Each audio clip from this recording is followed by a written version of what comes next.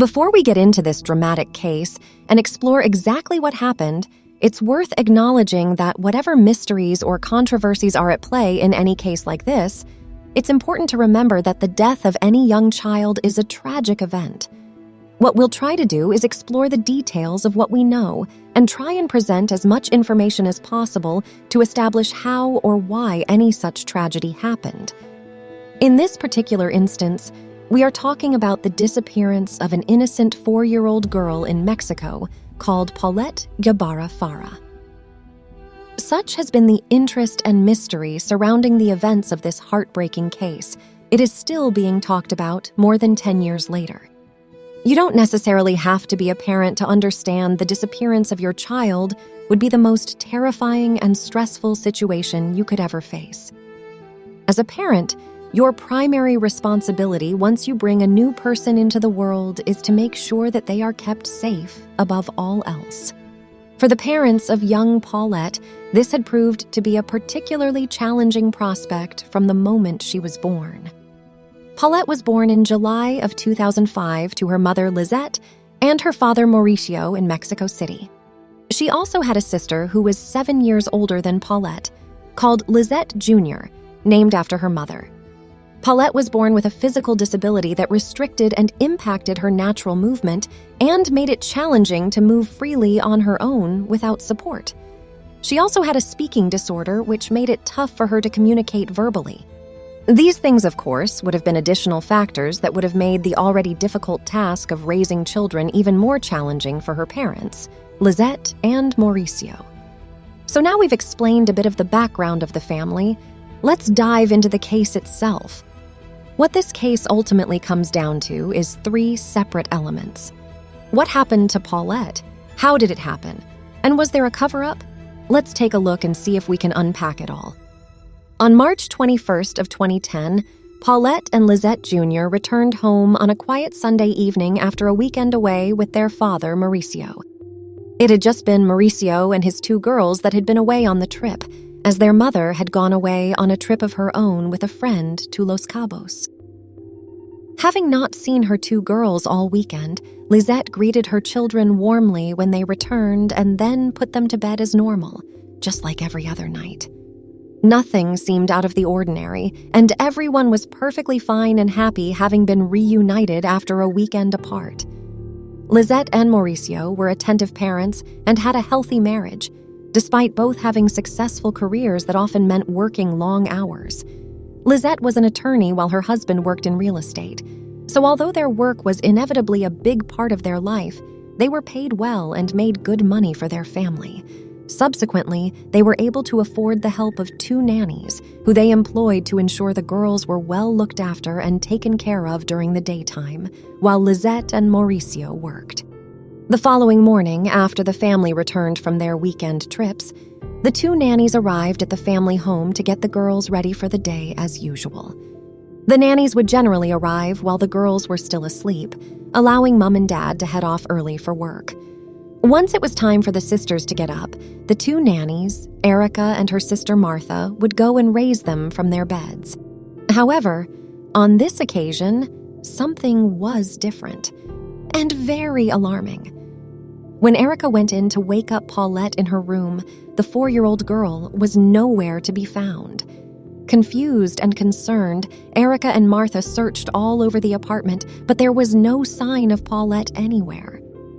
What made the situation all the more confusing was the fact that it seemed impossible that young Paulette could have left the apartment on her own. They lived in a high-rise block of apartments, and with Paulette's physical disability, she'd have been unable to have gotten out of the apartment without help or assistance. So, where was she? Understandably, Erica and Martha were in a state of panic and alarm. They had the unenviable task of calling the girls' parents to notify them that Paulette had inexplicably gone missing from her very own bed. As you'd expect, Lizette and Mauricio then made the call to the authorities to report that their 4-year-old daughter was missing. From this point on, the case of missing Paulette Gebara Farah was a really big deal, and it became a huge national story in the Mexican press and media. The girls' affluent parents did everything within their power to spread the word about their missing daughter and went to great lengths to ensure the story was still making headlines in order to keep Paulette fresh in the public's mind. They hoped that this would help solve the puzzle of where she was. Generally speaking, across the world, a missing child so young tends to make big news. As a result, Lisette and Mauricio had flyers and missing person posters everywhere, and they even purchased advertising space and huge billboards in order to display the details and images of the missing 4-year-old Paulette. They did countless media interviews to keep the story and hope alive. The gripping case captured the whole of Mexico, but there was criticism that came with the coverage, as Mexico is a country in which, unfortunately, hundreds of children go missing each year. And this gets no press attention. It was suggested that the only reason there was so much focus on the missing Paulette was because she had rich parents. What made the case so strange and bewildering was the fact that Paulette's disability and mobility issues effectively made it impossible for her to have left the apartment. But with that in mind, there had been no signs of any kind of intruder or forced entry anywhere in the building itself, the family's apartment, or Paulette's bedroom. Add to that, the family in fact also had 2 dogs, and neither of the 2 pets made a sound all night when Paulette disappeared. Something that would be hard to believe if somebody from the outside had come in and taken her.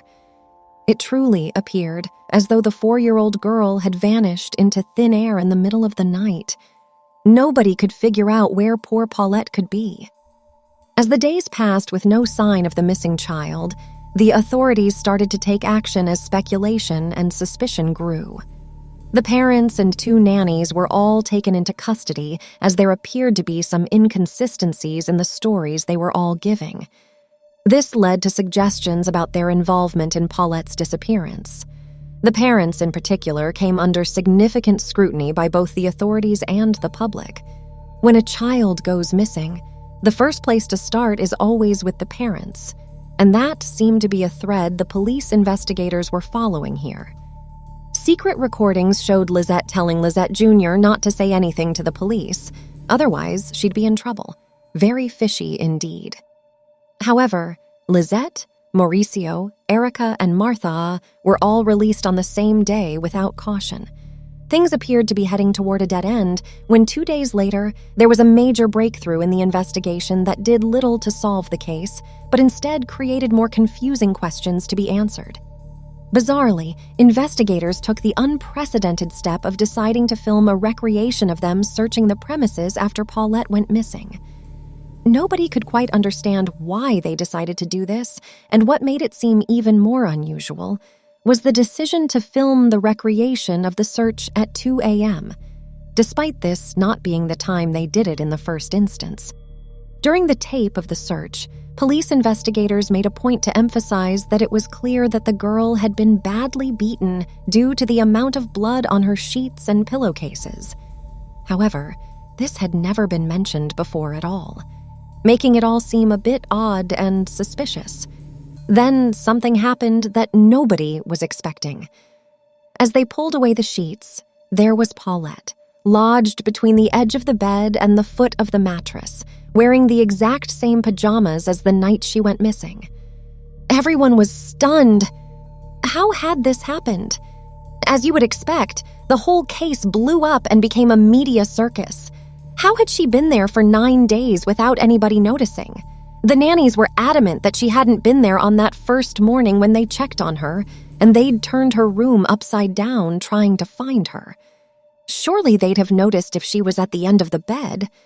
Over 100 people had been in that room since she disappeared. How is it possible that nobody could have noticed?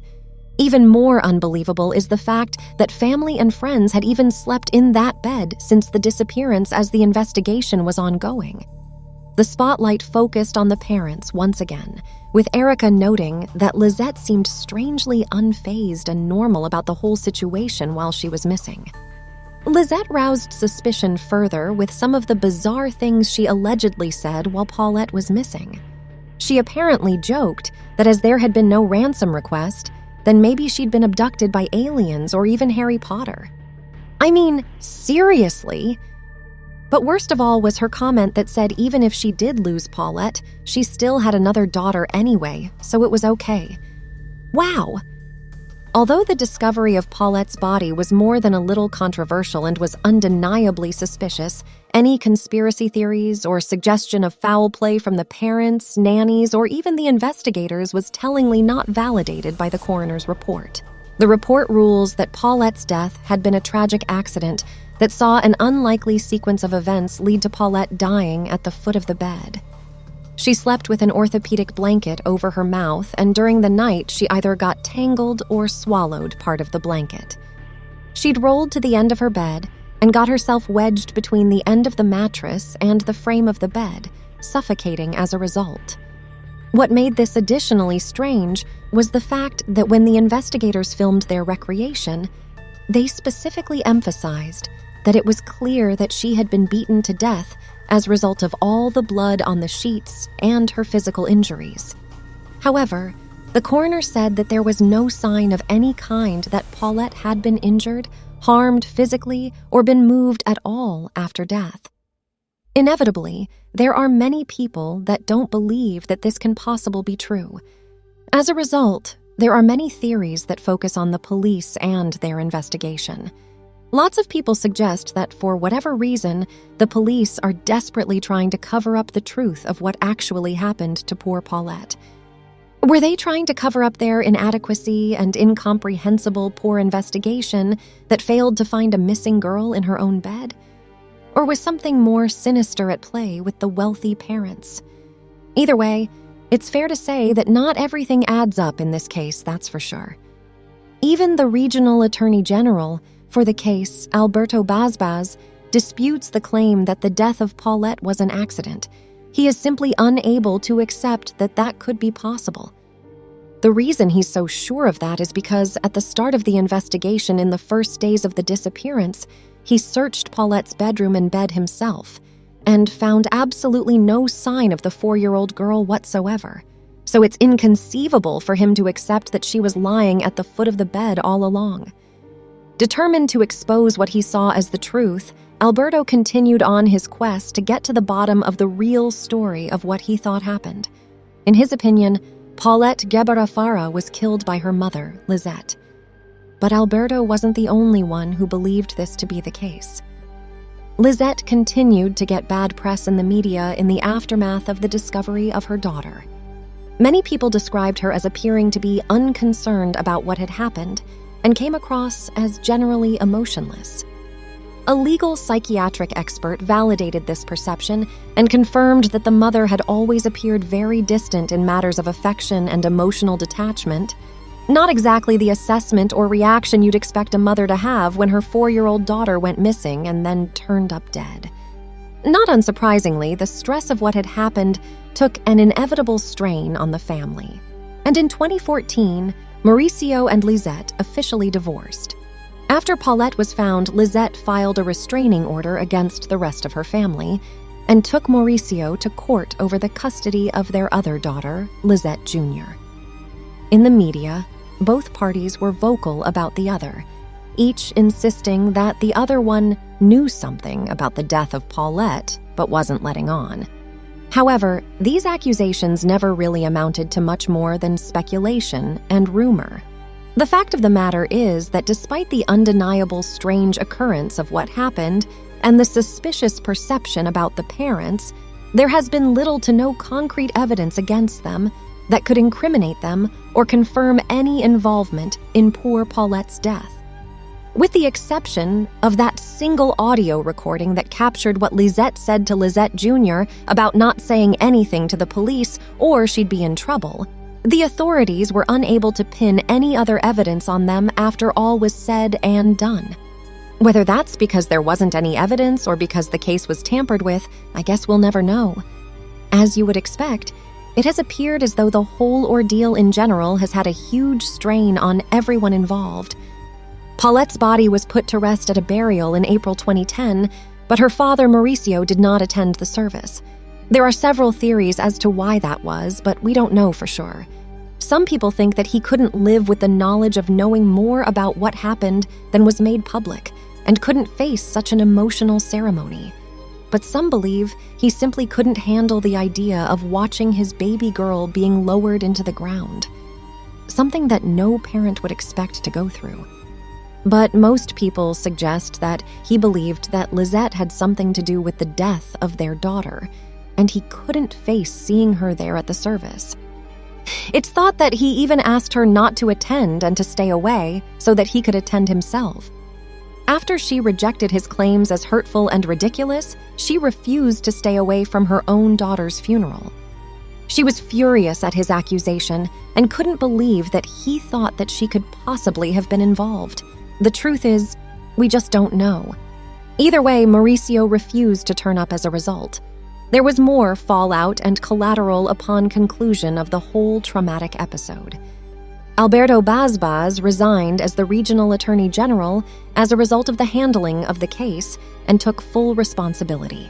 He insisted that the investigation was conducted properly and any mishandling was his fault, and his fault alone. The case has been widely criticized all over Mexico by the public, media, and politicians alike. With more than 100 officials going in and out of the room, as well as being searched by sniffer dogs, it's unfathomable that they were unable to identify a 4-year-old girl in a 10-meter room for 9 days. The question has to be, who are they trying to protect? And why? After Paulette's grave was exhumed and her remains cremated in 2017, this ultimately means that if the case were ever to be reopened, then there would be no physical evidence that could be examined. It appears as though we may never know the full truth of what happened to young Paulette, but what we do know is that a poor young girl lost her life, and whatever the reason or explanation, that will always be a tragedy.